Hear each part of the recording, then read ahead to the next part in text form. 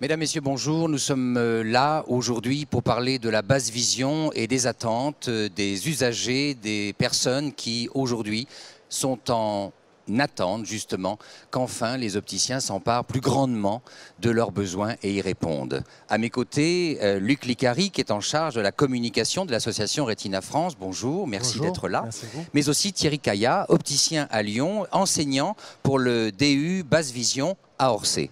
Bonjour. Bonjour et merci d'être là.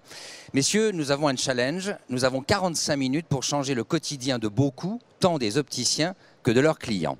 En effet, est-ce que les uns et les autres connaissent le nombre de personnes malvoyantes en France ? Est-ce qu'ils savent quels sont leurs besoins de ces personnes pour mieux vivre, mieux lire ? Et est-ce qu'il y a aujourd'hui la conscience que des lunettes, des aides techniques pour ces personnes existent ? Et est-ce qu'ils maîtrisent les aides techniques conçues pour compenser leur déficit visuel ? Et dernière question, est-ce que les opticiens n'auraient pas envie aujourd'hui d'être peut-être le premier opticien de leur ville à faire un pas en avant ? Alors, Luc Licari, marché en vue, basse vision, ça veut dire quoi ? Ça veut dire plusieurs critères. Le critère de l'OMS, d'une part, qui précise que la cécité légale, c'est les personnes qui ont une vision inférieure à 1/20. Mais on considère que la malvoyance, donc réellement la basse vision, concerne les personnes dont la vision est inférieure à 3/10. On est à peu près à environ 3 millions de personnes en France qui ont une difficulté réelle au quotidien pour lire, pour se déplacer. On va y revenir. Et donc on va en parler longuement. On va y revenir. Thierry Caillat, on passe de l'autre côté. Marché. Pourquoi on dit marché ? Écoutez, en tant qu'opticien, effectivement, et professionnel de santé, on est obligé de s'occuper de toutes les personnes qui ont une déficience visuelle, qu'elles soient modestes, voire fortes. Ce marché sur 3 millions de personnes, il est significatif. Et de mon expérience personnelle qu'on va retransmettre, je pense, pendant ce débat, on pourra effectivement clairement identifier la part de marché que peut avoir un opticien dans son activité traditionnelle et qui soit, je dirais, agréée à la basse vision. Alors on a une chance incroyable, vous êtes un opticien engagé dans la basse vision. Depuis quand vous êtes engagé sur ce secteur et pourquoi avez-vous fait cette avancée ? Alors, vous m'interromprez si je suis un petit peu trop long, mais vous pouvez compter sur moi. Je me suis engagé dans la basse vision dès l'âge de 25 ans, 26 ans, car je me suis mis à mon compte très rapidement. Et en effet, notre métier d'opticien qui est un métier passionnant, et je vois beaucoup de jeunes et je suis ravi de voir autant de jeunes en face de nous, vous allez rentrer dans un métier qui est un métier vraiment passionnant, nous demande de trouver des solutions à toutes les personnes qui ont un déficit visuel, hein, qu'il soit congénital, acquis ou qu'il soit effectivement de l'ordre de la métropie. Rapidement, j'ai eu la chance de rencontrer des médecins, des orthoptistes, des chercheurs qui, dès les commencements de l'apparition de la DMLA, il y a à peu près 25 ans, n'avaient pas de solution concrète. On était déjà confrontés à des problèmes qui étaient relatifs à des appareils qui étaient mal utilisés ou qui étaient rangés dans les tiroirs. Donc on a essayé de travailler, on a été confrontés à ce problème-là et on a été véritablement passionnés par cette expérience. Alors évidemment, ça ne me rajeunit pas, mais je pense avoir fait partie des premiers opticiens à véritablement toucher du doigt quelle était l'exigence que nous avions, nous, en tant que professionnels, à devoir répondre à ce genre de problème pour effectivement satisfaire notre clientèle. Alors je vous pose une question que je n'avais pas du tout prévue, mais finalement vous êtes en train de dire que vous faites partie des pionniers. Quel effet ça fait d'avoir été visionnaire ? J'ai été visionnaire... Enfin, sur une réalité, sur un avenir. En réalité, je n'avais pas la conscience d'être visionnaire quand j'ai fait ça. Évidemment. J'avais seulement la conscience et la volonté, en tant qu'opticien et professionnel de santé, de répondre clairement à une demande qui était, là, pour le peu, très médicale. J'ai toujours milité, j'ai toujours lutté et j'ai toujours communiqué auprès de mes confrères, parce que je prends la parole quand même suffisamment de nombreuses fois dans l'année, pour leur faire toucher du doigt que vous rentrez dans un métier qui appartient aux professionnels de santé. Alors, je ne dis pas qu'il ne faut pas être un opticien traditionnel, loin de là, mais vous avez une responsabilité en tant que professionnel de santé de donner des solutions éthiques, déontologiques, professionnelles et techniques à toutes les personnes qui vont venir vous voir dans vos magasins. Ça demande un engagement qui n'est pas un engagement éclairé et ça ne m'est pas tombé dessus un matin en me disant bah, tiens, je vais faire de la basse vision. La basse vision, c'est une partie prenante de l'éducation et de l'enseignement que vous avez dans vos écoles d'optique et qu'un opticien diplômé est obligé d'assumer. Je veux dire qu'un système de Galilée, un système Kepler, ce sont des choses que vous connaissez. Vous savez comment ça fonctionne. À vous de trouver et à vous de mettre toute l'imagination que vous pouvez avoir pour l'adapter le mieux possible à un problème particulier. Je parle de ça d'il y a 25 ans. Des systèmes microscopiques, des additions forcées, des filtres teintés, c'est votre savoir-faire, c'est votre professionnalisme. La basse vision a été pour moi le meilleur moyen de me mettre en contact avec la faculté, avec les médecins, avec les chercheurs. Et effectivement, en baignant dans ce monde-là, autour des malvoyants qui se sont fédérés il y a longtemps, qui avaient besoin de réponses de ce type-là, eh bien, j'avais véritablement, dans ce secteur d'activité, la sensation d'être un vrai professionnel de santé, non pas pour satisfaire mon ego, mais pour effectivement me permettre de dire à tout le monde, à tous mes collaborateurs, que la basse vision, c'est un vecteur excessivement porteur dans l'activité d'un opticien, qui ne va pas être payé cash du jour au lendemain, mais qui ne sera payé que sur le long terme. 1, dans la reconnaissance que vous aurez. 2, dans votre professionnalisme et dans la crédibilité que vous aurez auprès de beaucoup d'intervenants. Les médecins, les complémentaires santé, la famille des malades, les malvoyants, le public en général. Quand vous prenez la parole sur la basse vision, et si vous le prenez de manière, je dirais, cohérente et scientifique, il n'y a absolument aucun problème. Toute votre activité périphérique à celle-ci ne pourra en bénéficier que d'une synergie qui sera tout à fait notable. Mais effectivement, ce n'est pas du court terme, c'est du moyen terme et c'est du long terme. Merci beaucoup. Voilà une réponse qui, en tout cas, vous situe très clairement par rapport aux autres. Luc Licari, rapide tour d'horizon quand même des réalités des publics, leur volume et leurs besoins au quotidien. Qu'est-ce qu'il en est ? Je crois que lorsqu'on entend Thierry Kaya avec la passion qu'il anime, c'est exactement la même passion qui anime l'association Retina auprès du public. D'ailleurs, nous sommes reconnus d'utilité publique. Et ce public, effectivement, est large, je le disais tout à l'heure, près de 3 millions de personnes, composées bien évidemment des dégénérescences maculaires liées à l'âge. 1,5 million de personnes à peu près en France, souvent au-delà de 65 ans, touchées par un problème bien spécifique, le centre de la rétine, la macula, qui est dévoué à la vision fine. On a d'ailleurs fait plusieurs campagnes de sensibilisation pour que les personnes s'auto-détectent en regardant des lignes droites chaque semaine, œil après œil, et contactent rapidement l'ophtalmologiste dès qu'une rupture de ligne droite apparaît. Il y a ensuite d'autres familles de maladies, les rétinopathies pigmentaires. Environ 50 000 personnes sont touchées. Alors, on ne fera pas la liste de toutes les maladies, elles sont nombreuses, multiples, nombreux syndromes. Et puis, il y a un espace basse vision qui très clairement permet d'entrevoir de quoi il retourne. Exactement, durant tout le CILMO, des opticiens basse vision, mais aussi donc les dirigeants de Retina France, notre président, M. Moser, les dirigeants de Vision Recherche, M. Fressinet, sont là avec les opticiens pour répondre quotidiennement à tous et à toutes. Mais pour résumer, c'est environ 3 millions de personnes réellement affectées. Et là aussi, c'est peut-être pas une approche directe, comme le disait M. Kaya, mais c'est miser sur le moyen terme avec la recherche médicale en ophtalmologie pour être parfaitement complémentaire des aides techniques visuelles. Alors, moi j'ai juste un bémol, c'est que évidemment on dit 3 millions de personnes, ça veut dire 3 millions de personnes identifiées, exact. On pourrait dire recensées. Il y a des tas de personnes qui, par vieillissement, trouvent que la perte de la vue ou de l'audition est une fatalité et qu'il n'y a pas lieu forcément de vouloir lutter ou de se maintenir. C'est un mouvement qu'on ne peut pas arrêter. Donc il y a aussi tout ce public-là, les maisons de retraite par exemple, ou les maisons où les personnes sont en grande dépendance, qui naturellement sont en difficulté de vision et ne sont pas recensées. Vous avez parfaitement raison, c'est la raison pour laquelle cette semaine, justement dans le cadre de la semaine de l'ADMLA, nous avons réalisé une campagne de presse pour offrir dans les maisons de retraite des grilles d'Amsler. Alors rapidement, ça ressemble à une grille de mots croisés et ça permet de tester sa vision chez soi et lors des premiers signes évocateurs, contacter un professionnel, un ophtalmologiste en l'occurrence. Mais vous avez raison, beaucoup de personnes ignorent leur maladie. Il y a ces personnes-là, il y a aussi les personnes qui vivent, j'allais dire, en prison, auxquelles on ne pense jamais.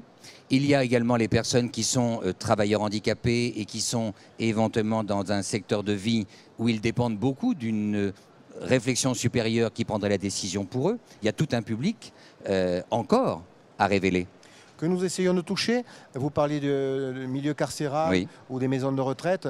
On a en collaboration bien évidemment avec les autorités de santé des contrôles qui existent, mais il n'empêche qu'aujourd'hui, avec, on parlait de la dégénérescence maculaire liée à l'âge, Vous savez comment ça se développe, problème de drusène et ensuite d'apparition très légère. Effectivement, dans une forme bien spécifique qui est la forme humide, il faut réagir assez vite. Donc la détection précoce est importante. C'est la raison pour laquelle on a tendance à dire qu'un rendez-vous tous les 2 ans chez l'ophtalmologiste, c'est un petit peu court et qu'il vaut mieux s'y rendre plus souvent, tous les 6 mois à 1 an, lorsqu'on dépasse 60 ou 65 ans. Oui, d'autant plus qu'en amont, la médecine du travail fait passer tellement vite la visite d'aptitude que parfois on n'a pas le temps d'apprécier la réalité d'une personne. C'est sûr que le fond d'œil n'est peut-être pas aussi efficace que pourraient l'être d'autres examens. Je vais vous poser une autre question. Luc Licari, évidemment tout cela s'inscrit aussi dans une réalité de loi. En effet, en 2015, tout devra être accessible. Ça veut dire en conséquence que vis-à-vis des opticiens ou même des fabricants, il y a là une ouverture et un marché qui se profilent. Quel est donc un peu ce calendrier législatif vis-à-vis des personnes malvoyantes? Alors, concernant le calendrier législatif, il est difficile encore d'y répondre précisément, oui, parce que tout est à l'étude au niveau du ministère de la Santé.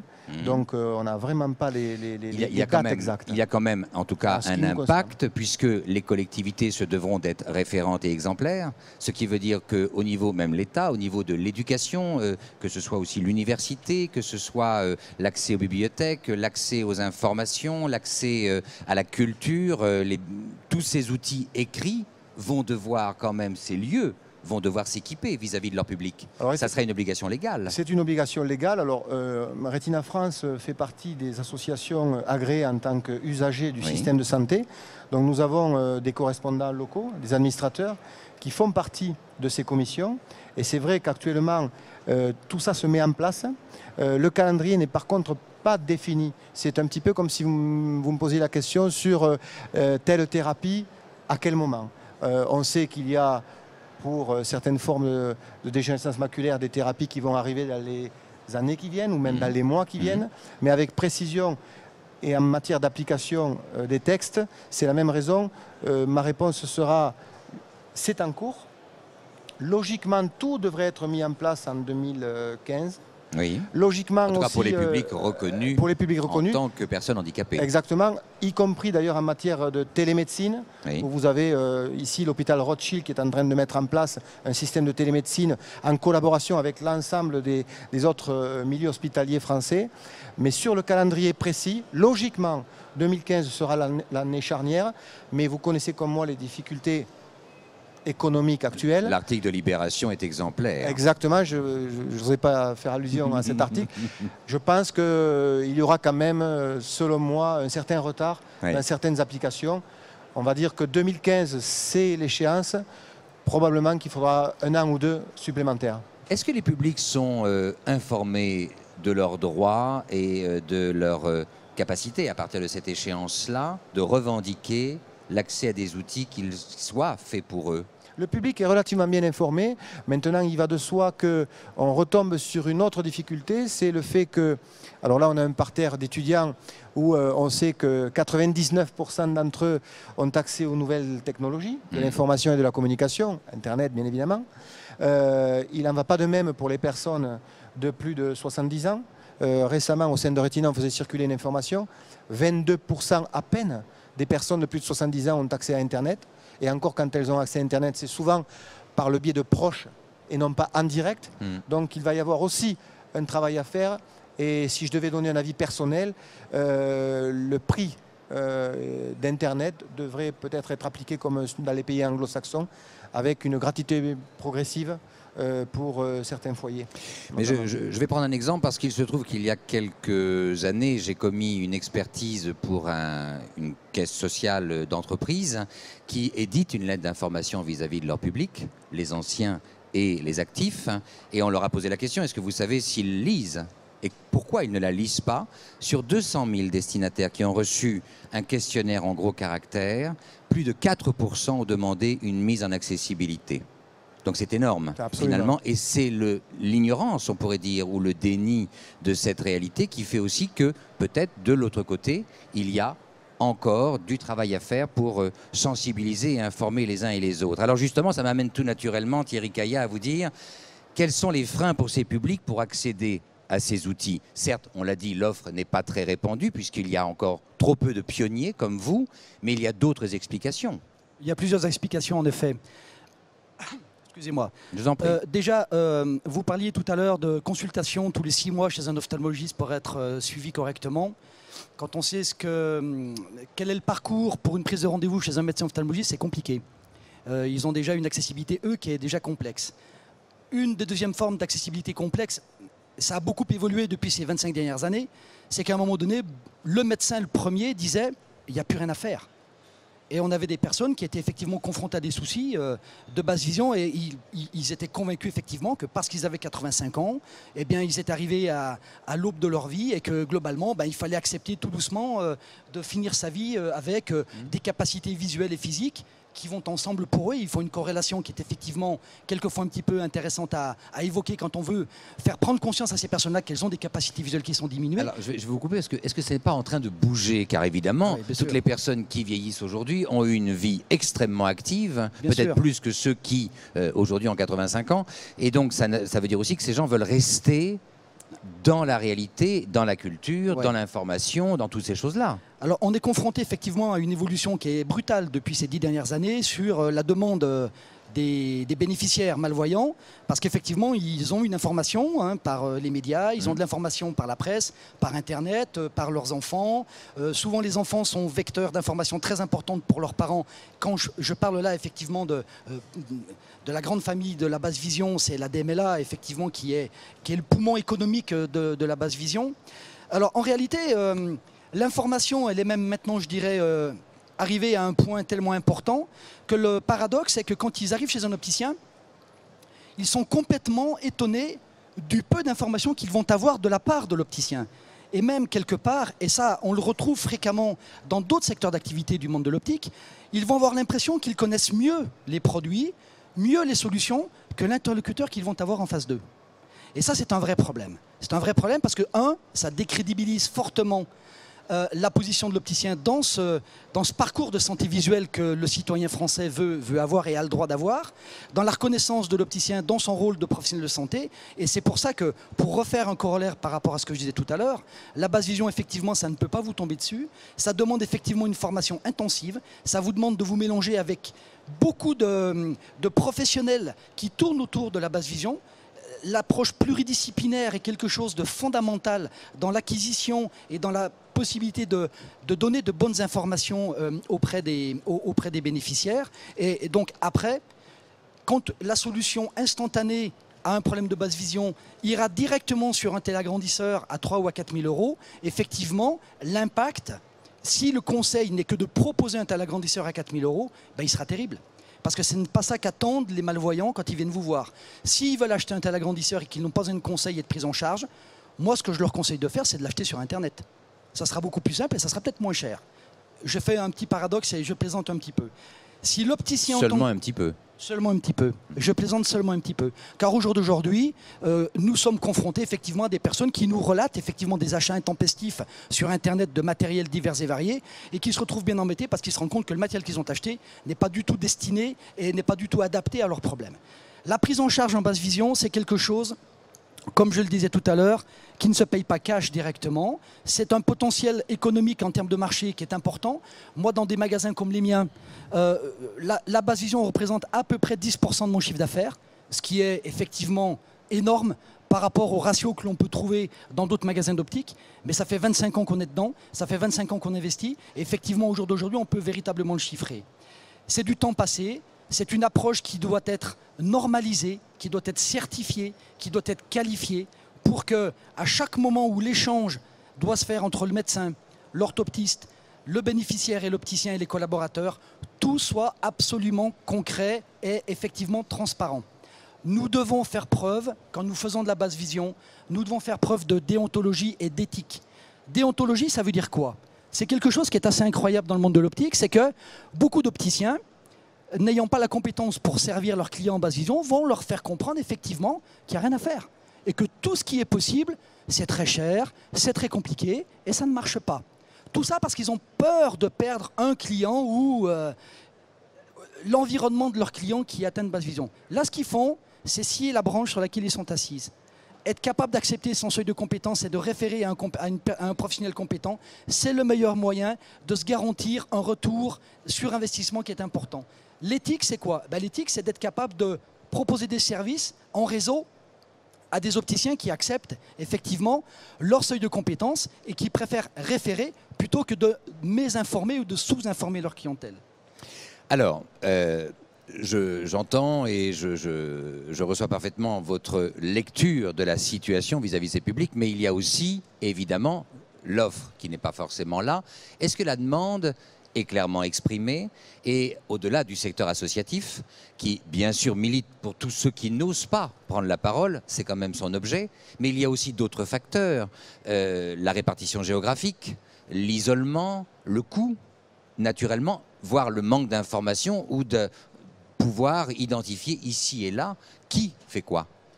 Alors, la demande existe. La demande existe, c'est une évidence. On a mis en place un service qui s'appelle Retina Info, où une personne, Madame Donadieu, assistée de ses collègues, répond et aide les membres de l'association à être informés à plusieurs titres.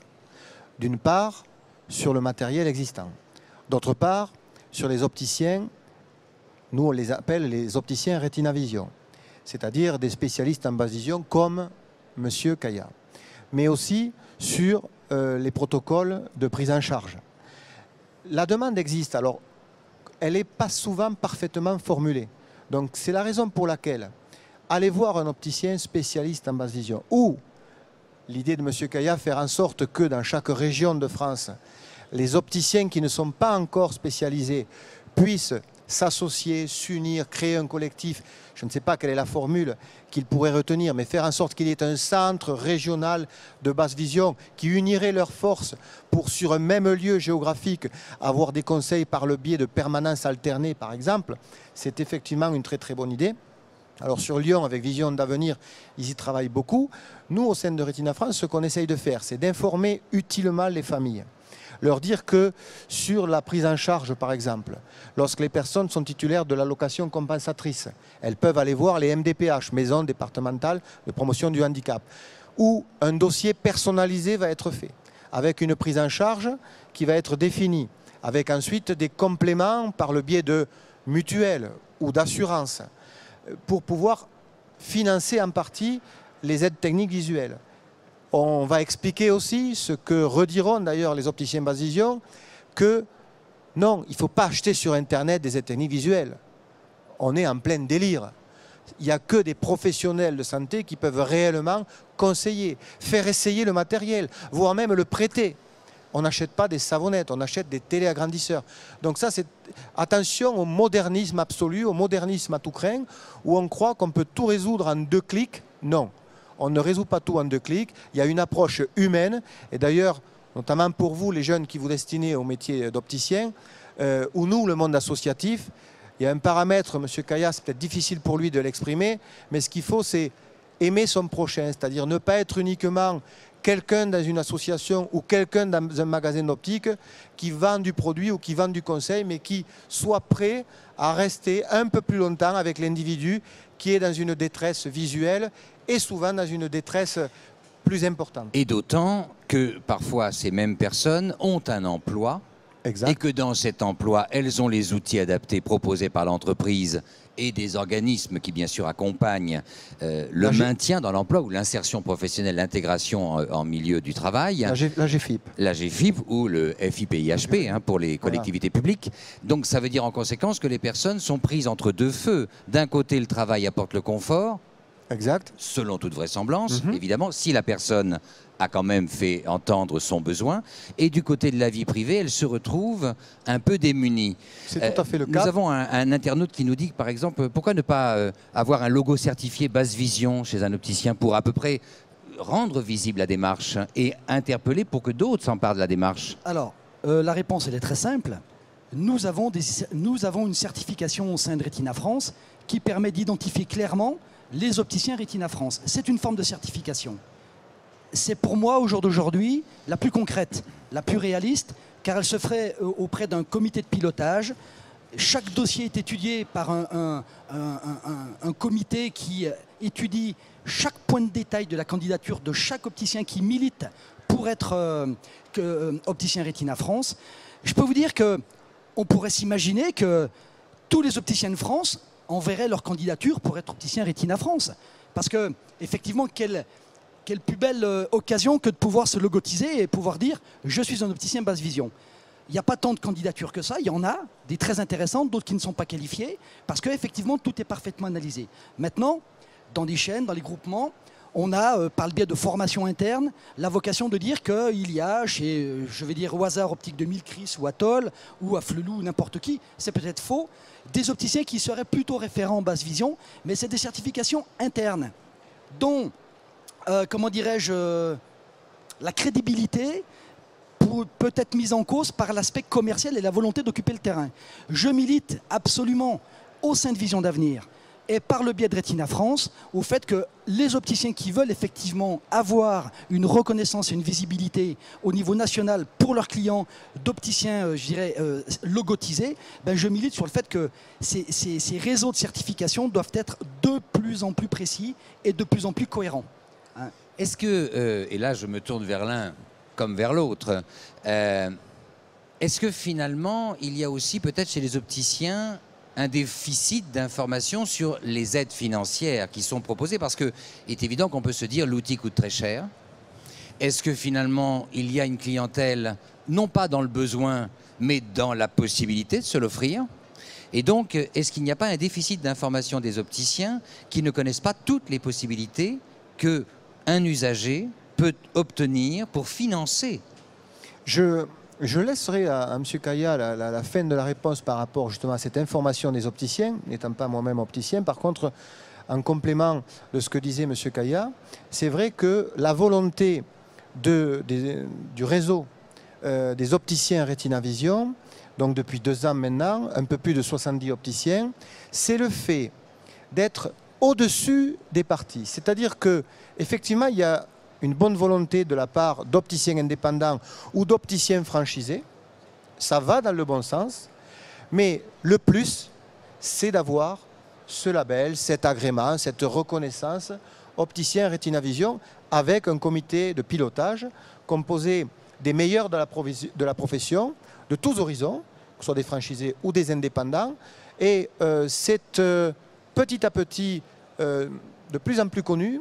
Au sein de l'association, on essaye de promouvoir à travers donc une liste publiée aussi bien sur Internet que sur le papier les opticiens Retina Vision. Ensuite, pour la formation et pour l'information des opticiens sur le remboursement, je vous parlais tout à l'heure du remboursement avec la MDPH.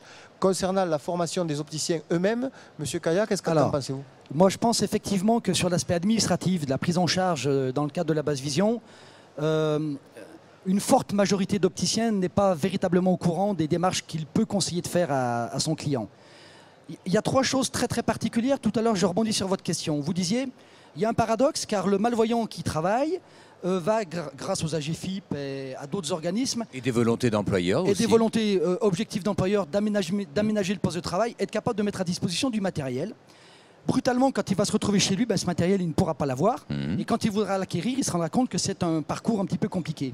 Il y a un autre grand paradoxe également, c'est que pour parler des problèmes de basse vision congénitale, je dirais, un enfant qui a une scolarité et qu'on peut maintenir dans un monde scolaire normal, et c'est ce que nous souhaitons tous, et c'est ce que nous motivons le plus pour tous les enfants malvoyants, eh bien effectivement, il y aura d'une part, de par la vocation et de par la volonté des académies, la possibilité d'obtenir des financements pour acheter du matériel. La sécurité sociale a des dispositions très particulières pour les enfants, ne serait-ce que pour acheter un tel agrandisseur, c'est une allocation tous les 5 ans. Pour des loupes électroniques ou pour des dispositifs optiques particuliers, c'est une allocation tous les 2 ans avec des conditions de remboursement qui sont assez intéressantes. Mais à partir du moment où l'enfant devient majeur, d'un seul coup, tout ça disparaît. Donc si effectivement il est à l'université ou dans des écoles privées ou dans des écoles d'ingénieurs, ça sera au bon vouloir de l'administration ou de la direction de ces établissements-là de pouvoir adapter effectivement des postes. Ça va dans l'air du temps, ça va dans le politiquement obligatoire et correct, et c'est normal, de faire tout ce que l'on peut pour qu'un étudiant d'études supérieures puisse effectivement avoir tout ce qui lui est mis à sa disposition. J'ai un exemple qui est très très concret. J'ai un jeune client qui vient d'avoir le bac. malvoyant. C'est un garçon à qui on avait conseillé lorsqu'il avait 6 ans et à ses parents. Il avait rencontré des gens qui lui avaient expliqué que globalement, il fallait se faire à l'idée qu'il allait empailler des chaises pour le restant de sa vie. Bon, cet enfant, il a eu 18 ans, il a eu le bac S avec 19,5 de moyenne. Il a été major de promotion sur le Rhône. Il a intégré l'INSA en étant dans les premiers intégrés l'INSA. Et quand il est arrivé à l'INSA, il a été confronté à un vrai problème. Et je l'ai aidé dans ce domaine-là. Je me suis déplacé avec lui parce que ce n'était pas la première fois qu'il y avait des problèmes à l'INSA. Et ils ont mis en place une cellule d'études et d'écoute pour effectivement pallier à ce problème-là. Et donc, effectivement, au jour d'aujourd'hui, son problème de basse vision va être géré parce qu'effectivement, il ne peut pas suivre des cours dans un amphi et que tout ce qu'il mettait en œuvre jusqu'à l'époque, jusqu'à sa terminale, il s'était effectivement lié au matériel qu'on lui avait fourni, lié aux aides optiques qu'on lui avait proposées. Mais dans un amphithéâtre, effectivement, il faut passer à un stade supérieur. Enfin, je pense que là, dans la salle, il y a beaucoup de gens qui sont au courant. Et effectivement, il n'avait jamais été vraiment confronté à ce problème-là. Donc, notre rôle, vision d'avenir, les premiers, on parle de basse vision, mais on parle de sécurité dans l'entreprise également. Nous sommes des acteurs de promotion, de présentation et de proposition de toutes ces solutions dans le monde de l'enseignement, dans le monde de l'entreprise et effectivement dans les maisons de retraite et dans tous ces endroits où effectivement on n'est pas allé dans les prisons. Quand vous en avez parlé, j'ai dit mais c'est vrai, c'est un endroit auquel on ne pense pas aller. Mais effectivement il y a des endroits où il y a un désert de conseils, il y a un désert d'informations et où je pense que dans le rôle de l'éthique professionnelle et de la déontologie professionnelle... Qui ne contribue pas à l'intégration. Et qui ne contribue pas à l'intégration, effectivement, nous devons prendre notre flambeau et aller travailler auprès de ces gens-là. Absolument. Alors donc on a évidemment listé... quelques aides pour financer. C'est combien en moyenne une personne qui veut s'équiper parce qu'elle est atteinte de basse vision? Alors, si je peux encore prendre la parole 5 petites minutes. Excusez-moi. Top chrono, là vous êtes en train de Top perdre chrono. du temps. C'est très intéressant. Donc, Je vous en parlais tout à l'heure d'une manière un petit peu émotive parce que je fais, vous l'avez compris, beaucoup de basse vision dans mon activité professionnelle. Et moi, ce qui m'étonnait beaucoup, il y a une quinzaine d'années, c'est quand je parlais de basse vision avec mes confrères me disaient, bon, toi, tu vends combien de téléagrandisseurs par an? Et toi, tu vends combien de téléagrandisseurs? Et en fin de compte, on mesurait la performance d'un opticien basse vision au nombre de téléagrandisseurs qu'il vendait. Et donc, moi, je n'étais pas un opticien basse vision. Parce qu'à l'époque, je ne vendais pas de téléagrandisseurs. J'en vendais 5 par an, c'était le gros maximum. Je parle des débuts de la basse vision, vraiment. Et au jour d'aujourd'hui, j'en vends pas tellement non plus. La basse vision, le coût d'un équipement, alors je vais faire une boutade, le coût d'un investissement, le coût d'un achat et d'une prise en charge de matériel de basse vision, pour l'opticien, c'est un coût humain, c'est un coût en temps. Pour le bénéficiaire qui est en face de soi, au jour d'aujourd'hui, et on va parler de la DMLA parce que c'est vraiment ça qui motive les opticiens, les jeunes opticiens à rentrer dans la basse vision. Avec l'avancée des thérapies, la modification des thérapies, on n'a plus de grille maculaire, on n'a plus des rétines qui sont complètement brûlées pour éviter que effectivement l'œil parte complètement en brioche. Maintenant, il y a des situations invasives très intéressantes qui nous permettent effectivement d'avoir en face de nous des personnes qui arrivent à flotter autour des 3-4 dixièmes.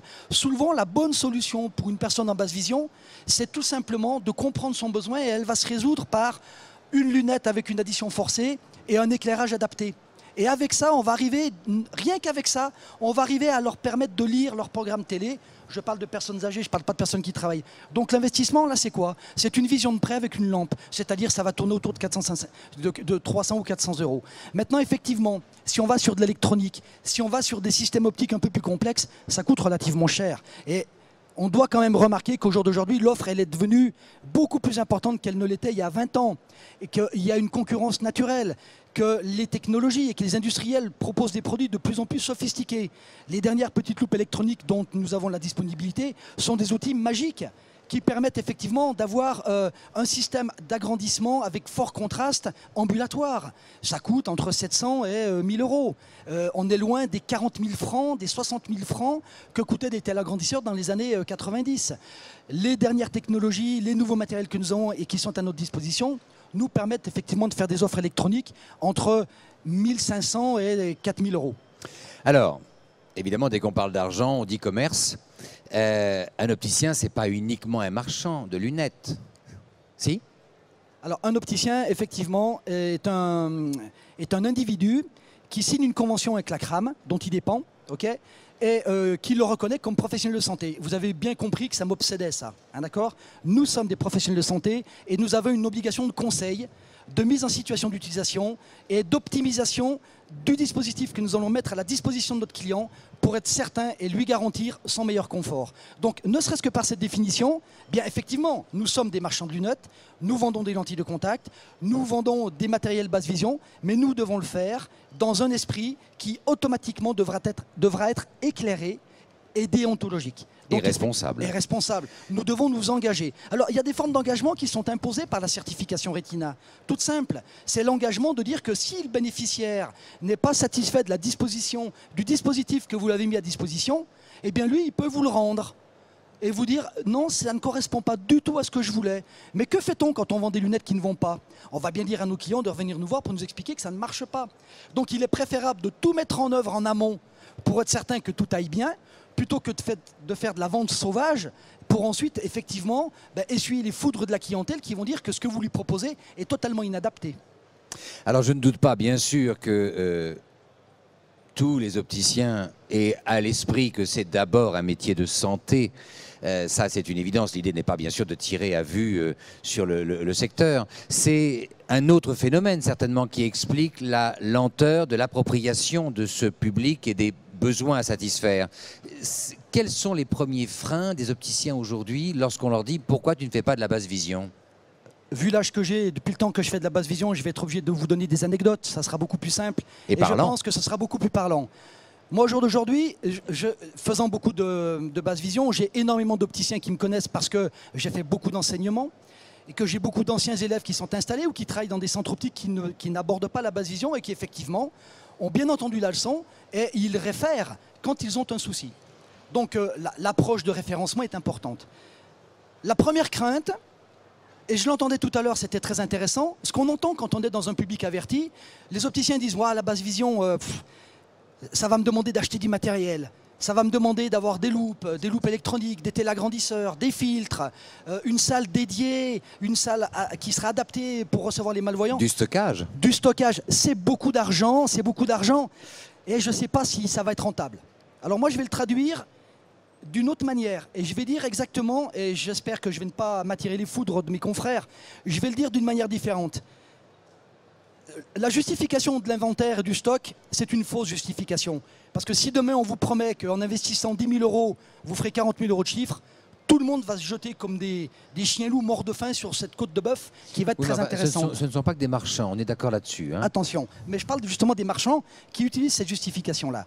Maintenant, la majeure partie des opticiens qui ne veulent pas s'impliquer dans la basse vision ou qui ont un frein énorme, c'est la question que vous me posiez, elle est uniquement liée à une chose, c'est que lorsqu'ils sont confrontés à un malvoyant dans leur magasin, eh bien, d'un seul coup, on leur jette à la figure, excusez-moi le terme, mais une forme de leur incompétence professionnelle.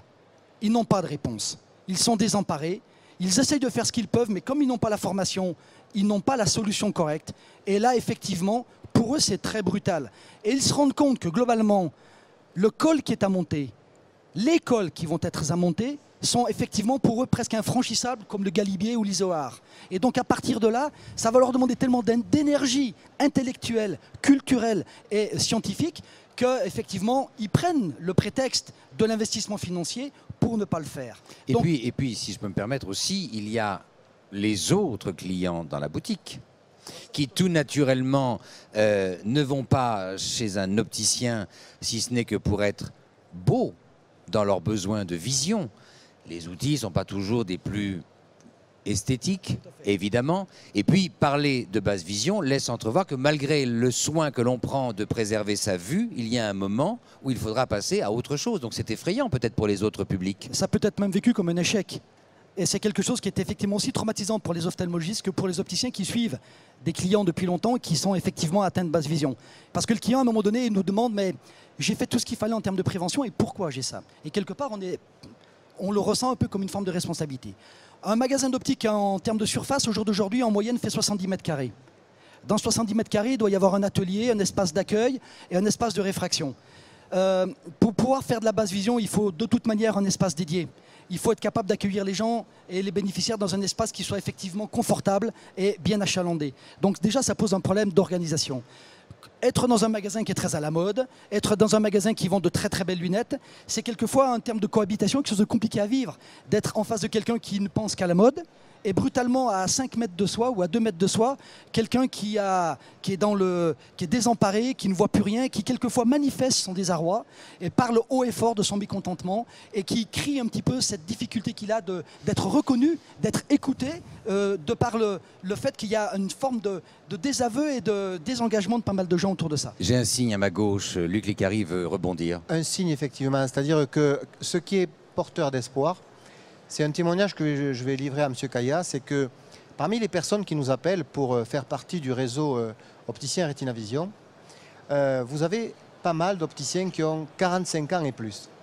Et très souvent revient, j'ai vendu des lunettes, j'ai assis financièrement mon magasin, mais maintenant j'ai envie d'être utile à mon prochain. Et je pourrais donner des noms de gens qui vraiment souhaitent à la fois, je crois, fidéliser aussi une clientèle, parce que si une personne en situation de malvoyance est parfaitement gérée par un opticien basse vision, derrière, les enfants, le mari, l'épouse viendront au sein de ce magasin. Mais je crois qu'il y a aussi à un moment donné l'envie d'aller au-delà et de se dire je ne suis pas uniquement un marchand, je vais vers un secteur à la fois porteur mais un secteur aussi humain.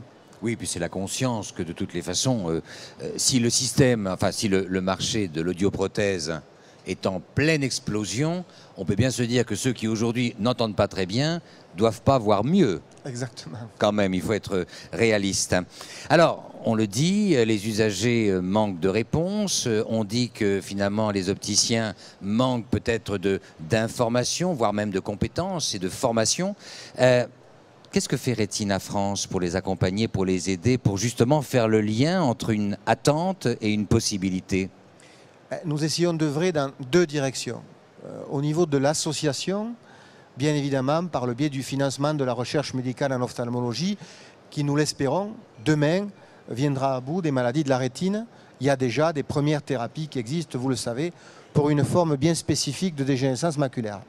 Et ensuite, la deuxième voie, par le biais de Vision et Recherche, qui est une société qui appartient à Retina France, c'est le développement des opticiens Retina Vision. M. Kaya en a parlé mieux que moi, c'est mettre à disposition du public un réseau sur l'ensemble du territoire visant à permettre à toutes et à tous d'être accueillis dans les meilleures conditions, conseillés pour demain avoir des aides techniques visuelles parfaitement adaptées à la vision qui peut être altérée au niveau central dans le cadre d'une dégénérescence maculaire ou altérée la nuit et sur les côtés pour un début de rétinopathie pigmentaire. Ça dépend bien évidemment de chaque cas. Et puis on peut imaginer aussi qu'il y ait comme une sorte de caravane itinérante pour aller vers tous ceux qui sont très éloignés des villes, qui de fait, de par leur déficience visuelle, sont encore plus impuissants devant le déplacement pour rejoindre les grandes villes. Il y a peut-être des réponses de ce côté-là à mettre en œuvre à un moment ou l'autre, comme les bibliobus. C'est pas la peine d'avoir tout le monde bibliothèque pour 3 livres empruntés par semaine. Nous en parlions tout à l'heure, effectivement, au sein de Vision d'Avenir, M. Kaya et ses collègues réfléchissent à ce qui pourrait être un bus, un opticobus, qui viendrait pallier au manque d'opticiens dans certaines régions désertifiées. Alors, on n'en est pas encore là, on est juste au présent. Au présent, il nous reste 3 minutes, tout simplement. Donc, c'est un temps très court et je vous invite l'un et l'autre à le conclure.